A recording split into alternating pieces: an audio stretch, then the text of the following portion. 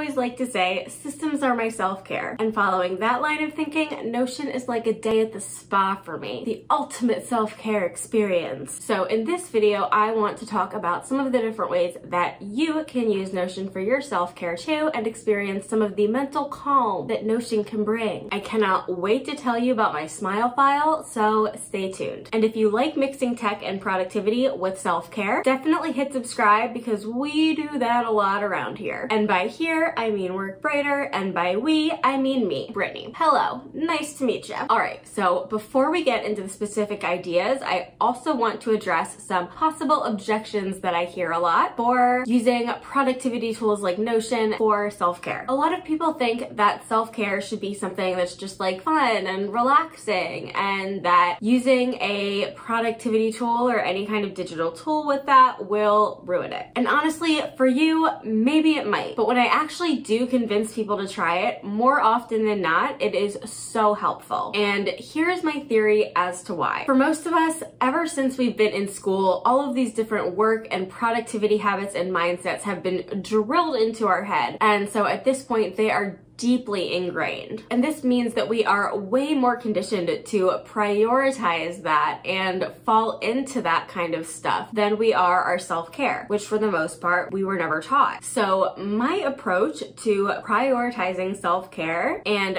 better balancing your work with your mental health and your self-care stuff is to use those deeply ingrained habits and skills like checking a to-do list or productivity tool or knowing your way around a database and using that for your self-care instead of just your productivity and work. It takes that like addiction to the feeling of checking something off your to-do list and using it for something that you need more than to be more productive. So instead of trying to replace those productivity habits completely, and this kind of obsession most of us have with productivity completely, it's so much easier to just adjust them so that they incorporate self-care as well. And then you also don't have to worry about building new systems and routines for self-care because they just slip right into the stuff you've already got going on. So especially if you are already using Notion for anything with your work or any other part of your life, starting to use it for your self-care as well will make prioritizing self-care feel a lot easier because you already have the habit of going into Notion. All right, now that I have hopefully convinced you to start using Notion for your self-care, let's talk about different ways you can do so. So the first way that you can use Notion for your self-care is just with a basic habit tracker. This is simple and general, so it is a great way to get started because it doesn't even necessarily require creating a new page or dashboard in your account if you already have some kind of habit tracker going on. So if you are already tracking other habits in some other kind of habit tracker, this is as simple as just creating a new field in your database or a new block in your page. And if you're not already doing that, it is as simple as creating a basic page with a basic checklist or getting a little bit more complicated with a database. And there is a great basic habit tracker built into the Notion app already. And if you do want something a little bit more advanced, but also a little bit more fun, inside the Work Brighter with Notion bundle, there is a gamified habit tracker with some self-care habits built into it already. And tracking self-care is just a fantastic way to prioritize self-care consistently and proactively instead of waiting until you are already exhausted and burnt out and in drastic need of it. This is something that I talk about a lot in my self-care action plan video, so check that out if you're interested in learning more about this, and I definitely just recommend using a habit tracker of some kind. So another self-care staple in addition to a habit tracker is a journal. And in analog form, these are usually one in the same in the form of a bullet journal, but the beauty of Notion is that you can create separate customized databases for each, so they can be separate. And just like there are a lot of different ways to use Notion for habit tracking, there are a lot of different ways to use Notion for journaling. I do have videos about both my daily and weekly journaling routines that I will link to below so you can take a look at those, but you want to do it however works for you. You can choose to have different journaling templates with journaling prompts built into them. That's personally what I do, and I go go over that in the video, but you could also have like one database for journaling prompts and another for entries, and they're related to each other. Again, the beauty of Notion is that it can be as simple or as complicated as you want or need. And a third Notion self-care dashboard you can set up is a mental health tracker. Keeping a log of the different emotions you feel, symptoms you face, triggers you face, and how you react to the different things you experience all can be really, really illuminating. This can help you get a more objective view of how your mental health is doing, especially if you are dealing with mental illness or some other mental health problem. Because so often part of that is not being able to feel objective about it, like in the moment. So this way you can just write down what's happening, what you're feeling when you feel it, and then go back and figure out what's going on later. There have even been things that I have noticed in my health tracker that I have been able to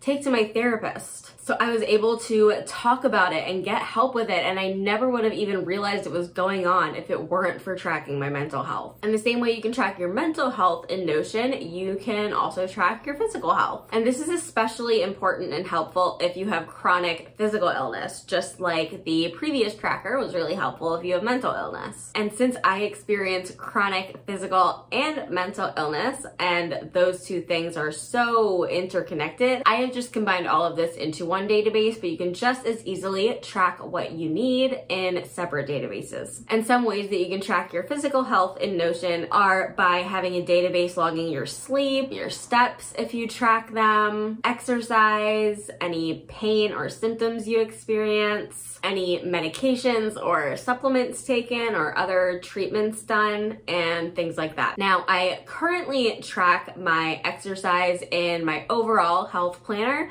but that is actually something that I'm looking to break out into its own database sometime soon. I'm just looking to get a little bit more detailed and specific as fitness becomes more of a priority. And one thing that I really want to do is create a workout planner. Like, I already know how I want to set it up. I would have different exercises for different functions and areas of the body, all like saved and clipped and planned out for myself and categorized and stuff like that. Since for me, being in the mood to work out and being in the mood to plan or design a workout never happen at the same time. So this way, when it is workout time, I can just bring out the workout planner, pick the parts of my body that I want to focus on that day. Like, say I want to do physical therapy for my lower body, or cardio, or flexibility training. And then I would get a list of a bunch of different exercise tutorials and stuff like that that I have already found and tried and decided work well for me. And going hand in hand with more detailed planning is more detailed tracking, because if you already have these workouts planned and designed in one database and you're journaling in another, connecting the two for tracking is just like a mention or a related field away. Another great idea for organizing your self-care in Notion is meal planning. Honestly, you'll probably never see me meal planning, but that doesn't mean it's not perfect for you. If you do meal prep or meal plan, the related databases inside of Notion make it really easy to organize recipes,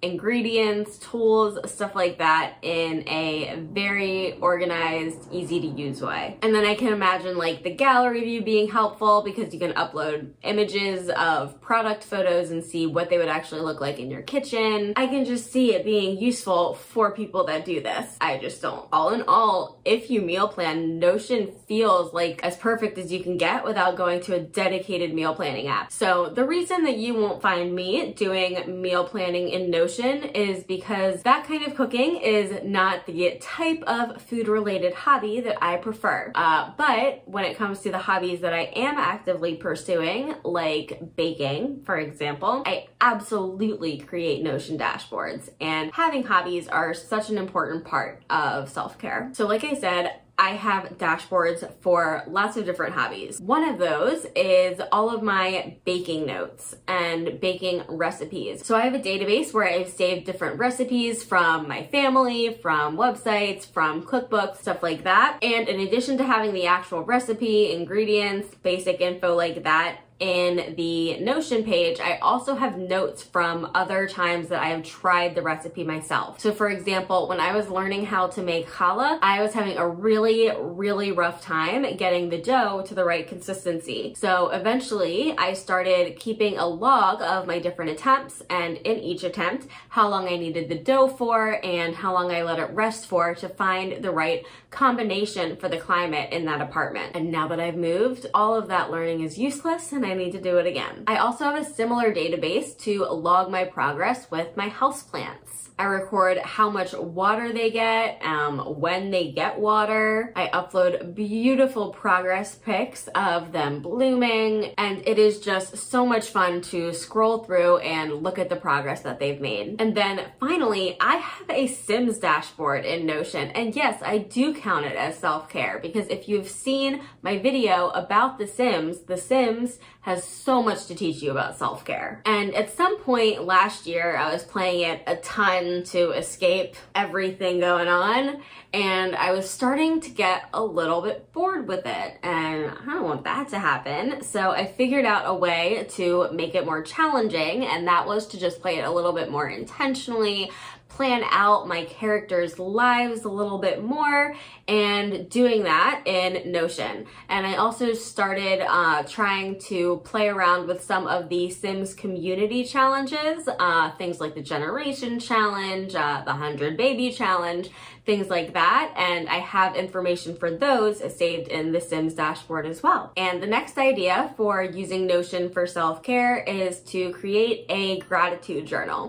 For me, this looks like having a field in my daily journal that's for a highlight, and I don't always put gratitude stuff in the highlight, but sometimes I do. And you can easily make that a dedicated field for gratitude or break it out into its own database or regular page. And when you've been doing this for a while and you have a lot of entries and you have it all collected into one page or a database view of the database, it can become this amazing feed of all of the amazing things in your life. And now I do want one. And that can be something that you either scroll through when you're just feeling down and want to be reminded of the awesome things in your life, or you can use roll-up fields. Like for example, in my weekly and monthly logs, I have a roll-up field of all of the different highlights from the individual daily logs. And then again, like I said, it can also serve more of a situational need, scrolling through it as a mood booster. And speaking of mood boosters, the final way I suggest using Notion for your self-care is to create a smile file. A smile file is something that I talk about in the Work Brighter Self-Care Action Plan, and it is essentially a digital hub of things that make you smile. And so as a Notion database, it can be an easy way to